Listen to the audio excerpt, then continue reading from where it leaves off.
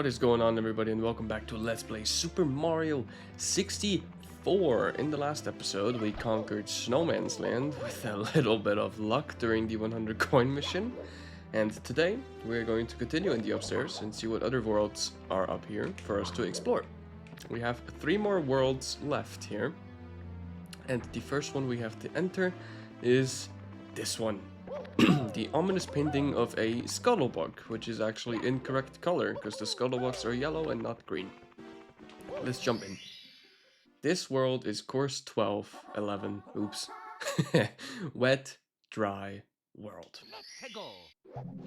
Now, in this part, we are going to have to talk about a lot of things when it comes to this world. First of all, though, I want to mention the mechanic of this world. Wet Dry World works exactly as the name suggests. The world can be very wet, filled with water, and it can be very dry, completely drained of water. And depending on how high we jump into the painting, the water level changes. If we jump into the very top of the painting, the water level will be at the very top of the stage. And if we jump at the very bottom, just as I did, the level will be completely drained. But there's these diamond thingies right here that you can press so the water level changes mid-level. But we don't want that for the first star, because for the first star we have to actually go up. Actually, do we want the water level to be raised? I think we do. I don't usually do the star the normal way, but I'm gonna show you guys the normal way. Also, this level is very affected by the... Okay. This level is very affected by the texture pack still, which is actually a surprise, because... No! I fell. Which is actually a surprise, because I thought that most levels would start to look a little bit less changed. I'm guessing Wet Dry World is like one of the last ones. Ow. Yeah, there's also these enemies that will throw you into the air. But we don't want that, so... Okay, Mario. Okay. I just want to go up there, please. My apologies. I haven't played Mario 64 in a bunch of days, in a couple of days, so my skill will be very... not existent, as you can already see. And also I'm a little confused on what I'm supposed to fucking do, because I usually don't do the star this way. But we have to raise the water level up here, I think. So we can get over here. Okay, that was already way too much. Nah, there you go. I think this is the one. Raise the water level to down here. Come on. Yes, that's the one. And then go on top of these wooden planks that also rise in the drop with the water level. And what you're supposed to do is use these blocks right here. This is the first time I'm ever doing this the correct way. Because very obviously you can just long jump from one place to the other. And yeah. I mean, at least I've done it regularly once in my life now. That's also a lesson learned. But yeah, that's star number 1. The next one, we are going to have to go to the very top of the stage. So I'm going to go in low again, because we can't have the water be at the very top, or the star won't be obtainable. But now that I finished explaining what this world is all about, I wanted to start talking about the phenomenon that is inside of this world, because fuck you. Because this level is very infamous for being one of the more mysterious levels in the game. A lot of that has to do with the odd skybox that we see. It almost looks like a drowned city. Almost like Atlantis, but not quite. And that is where the theories come into play. As all of you guys know, also beware of the Chucky right here. And also be very wary on this wooden platform, because these... yeah, they can shock you easily. And you can actually fall off easily too, because the camera's kind of shit. Just jump over here and... there's the star. Jesus. Now, you all probably know about the iceberg, the Mario 64 iceberg, right? All those odd things that kind of make the game feel creepily eerie at times. And that is exactly where this level comes to play as well, because a lot of people combine this level with very, very weird emotions and can't really explain why. Also, we have to collect the secrets now. The first one was just pushing in that block right there. Just push it in and the secret will be in here. Very, very nice. And the second secret is up here. And the third secret is here. It's stupidly easy. This mission is stupidly easy because the secrets are all pretty much at the same spot. Uh-oh. Don't kick me. Jesus Christ. I hate these things. Anyway, a lot of people combine this level with weird, eerie emotion. And most can't really explain why. But I think I can. A lot of people say that this level has negative emotional aura. And my take, for secret right here, my take on that theory is that the background feels so eerily forgotten and abandoned. Plus the complete emptiness of this level, pretty much. There's only a few enemies in here, only a few, like most of them are robots, and the Chuckia right here, which is also a robot. The only organic enemies in here are the Scuttlebugs.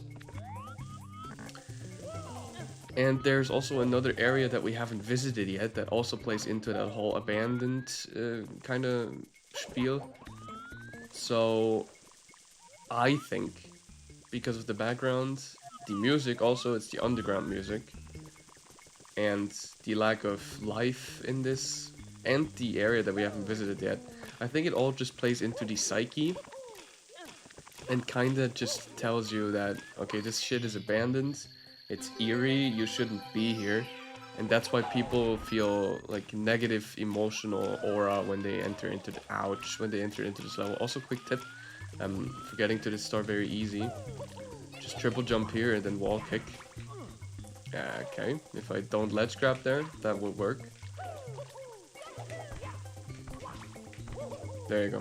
Very, very easy way to get to the secret star, because if you don't do it this way, it's gonna be kind of tricky to get to that star, because it's in a very, very weird spot. Secrets in the shallows and sky. So yeah, that's my take on why people think this level has weird emotional aura. I don't know if that's for certain. There's also a conspiracy theory surrounding this level. Sorry if I just keep running around in some spaces, but I always have to think about what I'm going to do next while I talk about this shit. I think I know. It's said express elevator, right? Yeah, there you go. I have to break this block first and then go up.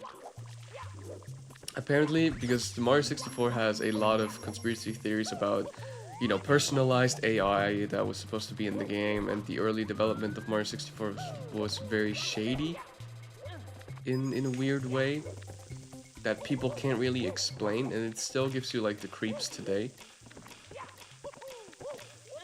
And that is also a big part why this level is eerie, because this level has a very, very special place in all of that, I think. That's the best way to say. Also, just jump on top of the elevator and then drop down and then go on top of here and wait for it to go back up. And you should easily reach this star. Creative star, if you ask me. Because one of the theories of the iceberg suggests that Mario 64 was supposed to be called Ultra Mario. No 64 yet, because the N64 was first labeled Project Reality and then Project Ultra, which is a niche piece of Nintendo 64 trivia that you maybe have not known yet. Also, it's time for 8 red coins and 100 yellow coins. So, adding to that fact that it was called Ultra N64 or Ultra Mario, we have conspiracy theories that Nintendo, because of that personalized AI that was supposed to be in the game, worked with the American government. I know, it's nuts. And used Ultra MK in Mario 64 cartridges. If you don't know what Ultra MK is, it is like I don't even know myself to be perfectly honest, but I think it's like a government experiment to mind control some shit. I don't know. It's a very open subject. You can go and read about it if you have the mental capacity for it. If you don't, please don't look it up. It's kind of fucked up, I think. But it's been mentioned in a bunch of stuff that MK Ultra was really shady. So yeah, just look up on your own terms is what I'm basically saying. Anyway, so Nintendo apparently used MK Ultra for Mario 64. Now, how is that even possible? Well, apparently Nintendo, please make it! Yes! Because I need to unlock somebody, but I need the water level to rise first. Ooh, sick. Wait, can I even get to him yet? No. Great. I need to raise the water level one more. Shit. So, yeah, they apparently used MK Ultra to, like, personalize the Mario 64 copies. It's nuts and completely not true. Of course, everything I'm telling you about is just theories and banter. Mario 64 never had a personalized AI inside of it, and MK Ultra was never used. But yeah, that's beside the point. So, adding to the fact that this theory was real, also the pink babam for the cannon in this level is up here. Adding to the fact that this is complete bonkers, people started digging in the game files, and some people would have claimed to have seen a retinal scan. Not a retinal scan, that's eyes. Oops. English isn't my first language, excuse me. But I found a brain scan, like a brain scan image inside of Mario 64's files. And that is just so nuts that it even blows my mind. I mean, yeah, on one hand, it's a fun theory to think about that Mario 64 tried to like brainwash people and control their minds, but then it's another thing to just wild out in the blue claim that there is a brain scan inside of the game files of Mario 64, because there isn't. We've taken apart the Mario 64 game files probably more than any other game in history, and there's just nothing like that. Even in the big N64 leak from a couple of years back that I talked about in an earlier part where Luigi was found, no brain scan was ever found, so I don't know how people even get that idea. But now back to the game. You go into this cannon, then you aim for that gate over there, but you aim high enough so you actually reach it, and you have to shoot yourself into the gate. This is a restricted area that you can only reach via cannon or via a little skillful jump that I might show you at the end of the part.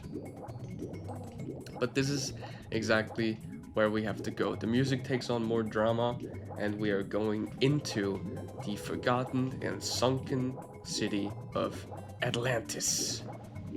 Yes, Atlantis exists in Mario 64, and it looks like a town square. It's nothing more than that, it's just a little town square. But this is Atlantis in Mario 64. And I think this is just so cool that you can explore like an entire other city in this level. But I also think that this is exactly what I was talking about earlier, that this is where some of the other eeriness for this level comes from. This completely forgotten and abandoned town. All of the town, citizens, that's what I'm looking for. That's the word I'm looking for. Have left, and the only thing left is like a scuttlebug or two. And flamethrowers on top of the house for some reason. And all of the red coins. All of the red coins are down here as well, yeah. Mostly on top of the houses. So just make sure to hit a nice triple jump dive. Yes, very good. Gimme. And then the last two red coins are on the top of the church and underneath it. But yeah, let me know what you guys think about that theory that Mario 64 is trying to use like brain scans to control people and everything. I think it's bullshit. And it most likely is bullshit.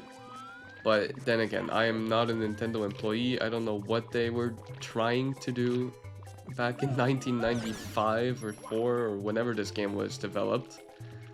I just know that most people will most likely just think about it as bullshit, me included. I don't actually know what this switch does. Let me see. Where? Hello? What the fuck does that switch do?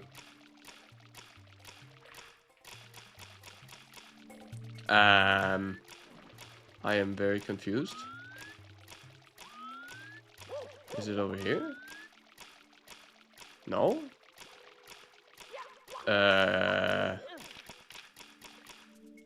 Wait, did I just see something? I don't know what that switch does. My theory is that it creates some platform somewhere so you can get on top of the buildings, but I don't know. No, nothing. Nothing. Well, okay, I'm fucking stumped then. I don't know what this switch does. I've never used this switch before. There's a one up here, by the way. So I don't know. I'm kind of confused. Oh well. There's also platforms up here. I think there's a metal cap up there actually. Wait, let me go check that out because we're not gonna see that in the next star. I'd never go up there. Oh, grab the pole, Mario. It's actually kind of a cool area up here. Like you go up with the pole and you go through here. Oh, you can raise the water level here. Why? Why would you do that? And there's a metal cap here. Why would you ever pick a metal cap? Oh well. Time to collect the star. Gimme, gimme.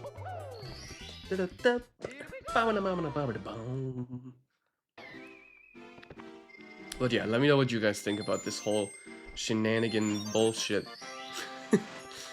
I think it's stupid, but oh well. Time to jump into the painting at the very top for the first time, because we actually need to go back into the downtown area, into Atlantis, and I'm gonna show you 2 ways how to get there without the cannon. Number 1, jump into the very top of the painting and then just do this. Very, very easy. And number 3, or 2, I guess, for the more skillful players, perform a triple jump on top of here and a dive, and you will get into the cage just as that. I usually do number 3 because it's easiest, and then when I pick the second star in the downtown, I go for number 2, so just ledge grabbing. Excuse me. But both options work pretty much the same. Now, what we have to do this time is we have to go grab a vanish cap. Would you touch the thing? Thank you very much. We have to go grab a metal cap down, or not a metal cap, a vanish cap down here, and we have to race to the very other side of the downtown, which is made very easy because you can walk through these walls. Another one of those elements that you can just run through, and then go into this gate, and on top of these blocks will be... Hello? There you go. The camera's always a little shit in this downtown area, but on top of these blocks right here will be the last star of Wet Dry World. Let's go! Yeah, this world is another very short one, and also kind of a mysterious one, so it was fun to talk about this, but... Thank you everybody so much for tuning into this Let's Play part of Super Mario 64. In the next episode we are going to look at world number 3 that is down here and explore what kind of adventures await us in that world. And as always, I hope you are having a good day, evening, morning, night, or wherever you might be. And until next time, bye bye!